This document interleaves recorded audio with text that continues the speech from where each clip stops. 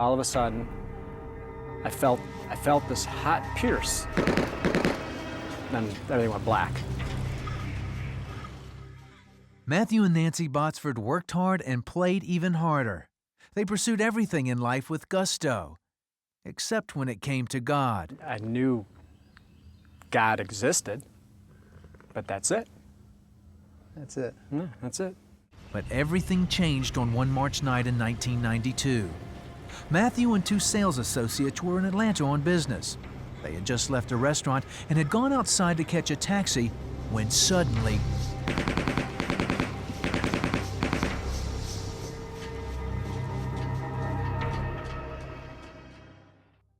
Matthew and his friends never saw it coming.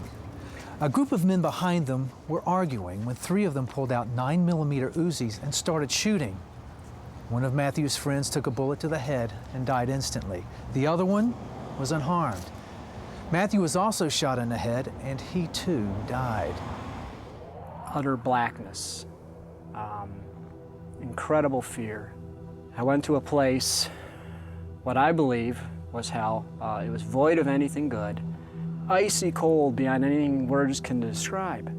And this hand came down towards me, and as it did, it brought warmth, just flooding this room, this area that I was in, with this brilliant white light. And then I felt this motion. I was being pulled upwards. I heard this voice, and it said, "It's not your time." Matthew was resuscitated on the scene and taken to Piedmont Hospital in Atlanta. Nancy flew in from their home state of Michigan. Her first meeting with the doctor was devastating. He said, if he makes it through the night, there's a 30% chance to get through the night. After that, he'll probably be in a wheelchair. And they didn't know with the brain injury that if he'd be a vegetable or not. At that point, they didn't know. And he says, and he might even have to be in an institution. Nancy took a walk down a corridor to clear her head.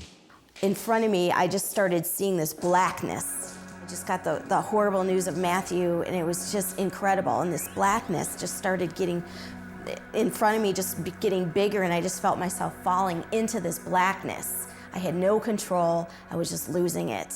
And that's when I felt this heavy hand on my right shoulder, and there was nobody there. And right then I knew it was Jesus.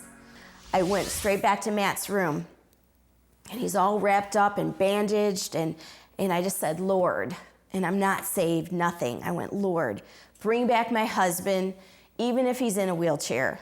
It doesn't matter, but bring back who he is, who his heart is, who his personality is. I promise I'll stay with him. That promise would be tested. Matthew was in a coma and flatlined several times. Nancy lived hour to hour as it seemed that one crisis followed another. But with every crisis came a glimmer of hope. It seemed like every situation, it would be critical, and then things would turn around. He was put on a kidney dialysis. They said, oh, he'll be on this for 3 weeks, 3 days. Things turned around. After 27 days, Matthew awoke from his coma. It was incredible. It was like being reconnected. But as soon as that connection, and he woke up, I said, that's it. So the whole focus was now to get him on his feet, to go against the odds that he's going to be in a wheelchair, he's going to an institution. The left side of Matthew's body was paralyzed. But even worse, the damage to his brain affected his ability to think and perform even the simplest of tasks. They returned to Michigan, where Matthew started rehab, trying to rebuild his body and his mind. The rehab was painful. I mean, physically it was painful. Cognitively it was painful. I mean, I remember I would do simple things like run through the alphabet in my head, make sure I could go from A to Z. They were teaching me and helping me how to eat. For 2.5 long years, Matthew worked through the pain with Nancy by his side. Progress was slow. He eventually left the wheelchair and walked with a cane. But recovering mentally was a much slower process. But Nancy remembered her promise to stay with Matthew through it all. Cognitively, he was not with it. He was in La La Land. And so, yeah, it was that thought of, boy, I didn't sign up for this. But I remembered I made that promise, and that was stronger than what I signed up for.